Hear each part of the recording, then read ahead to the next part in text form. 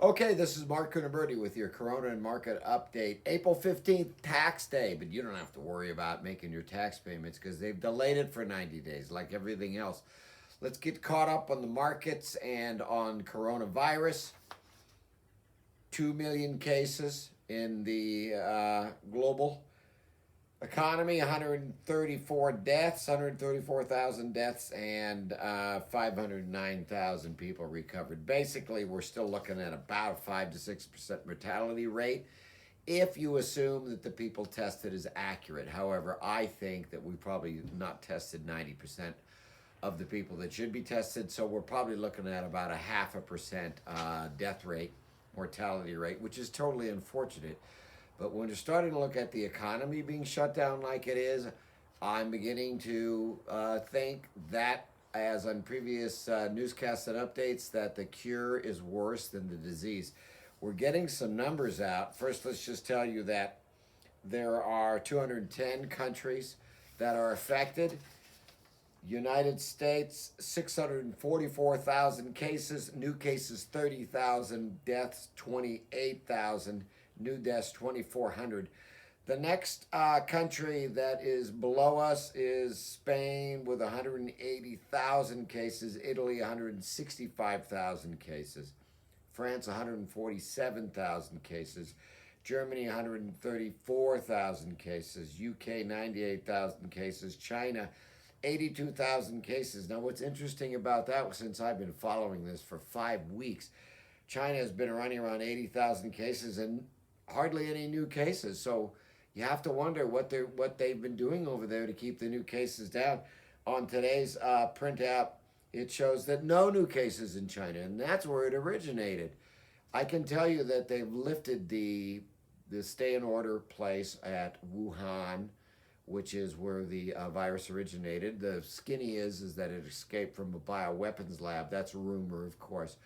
But we're looking at vacation spots in Wuhan, in the province of Hubei. That's where it's located. And the Chinese are flocking everywhere. They're wall to wall at the national parks, and it's just crazy what they're doing over there. So it's interesting, though, also, in California, we are seeing very few deaths in relation to how many people that we have here. Stanford University has put out a report saying that this report may indicate that COVID-19 was actually here in December. And as I mentioned in previous newscasts, I know someone that had a terrible, terrible cough in December, and she took 3 weeks to get better. My son's high school was shut down for 3 days because this particular flu, we're not quite sure it was COVID, knocked out a third of the students there. So it is interesting. Anyway, the Dow was off hard today. We got our first report of earnings seasons today, being this week. And the banks posted first, as they always do every quarter, and their earnings were just terrible. Retail sales were down somewhere close to 8%.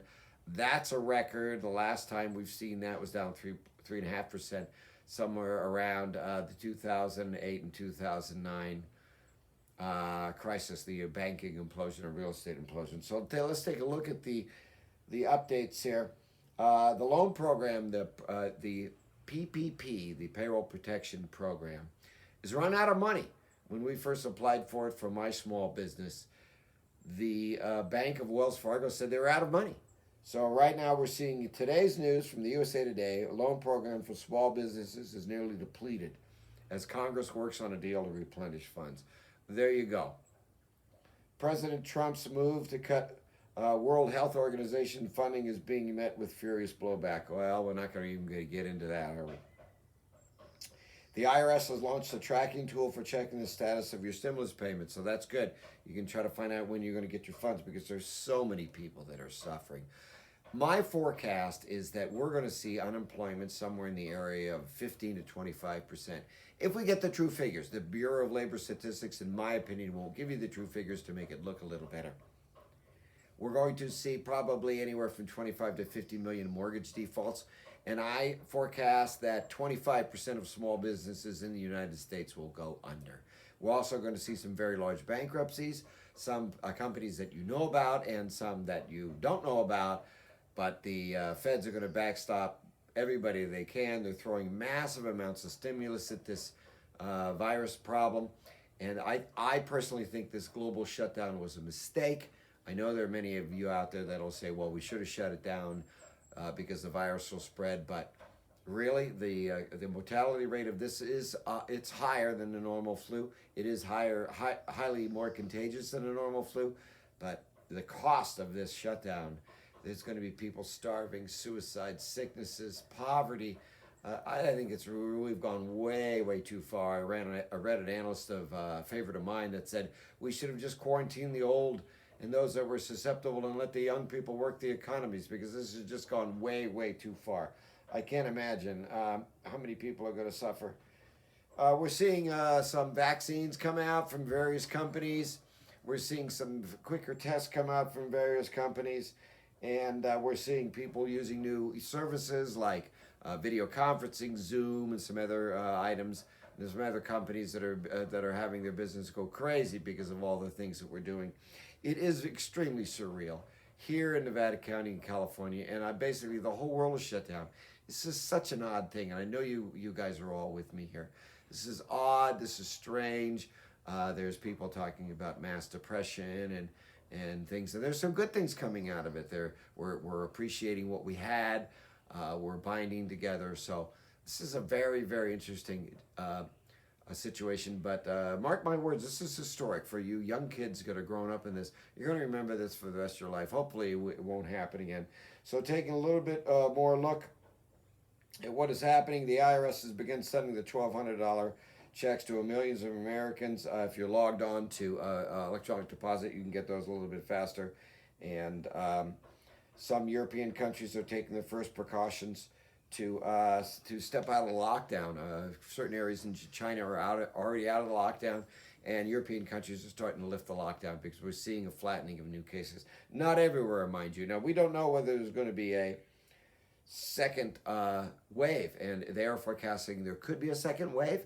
And they are forecasting that perhaps this virus will hit us back again in the fall or the winter when the weather gets cold again. There is talk that the warmer weather will knock out some of the virus. So that's why we don't see a lot of flus in the summer. We do see summer colds and some flus, but the hotter weather will knock down some of the flus. Okay, so blood donations are down. Food banks are definitely very busy. So if you can help your food banks, you can help your community food banks, that would be a help. And so this is a very interesting situation. It's ongoing, it's dynamic. As far as the markets are concerned, we don't know whether we're going to have a retest. The feds are throwing millions and billions and trillions of dollars at this thing. So I would be careful in throwing new money at this, but there are going to be companies that are going to be posting great earnings, and there'll be a lot of companies that are going to be posting horrible earnings. I myself, in my opinion, would stay away from the ETFs, the broad paintbrush, broad shotgun buying of any and all stocks. This is going to be a stock picker's paradise for sure. Okay, the channel is Mark Cunaberti, the YouTube channel for daily updates, almost daily updates on markets and the coronavirus. And you can send me an email if you like at news@moneymanagementradio.com. I'm the financial columnist for half a dozen newspapers and host moneymanagementradio.com and Money Matters on 66 stations nationwide. Thanks for listening and be safe.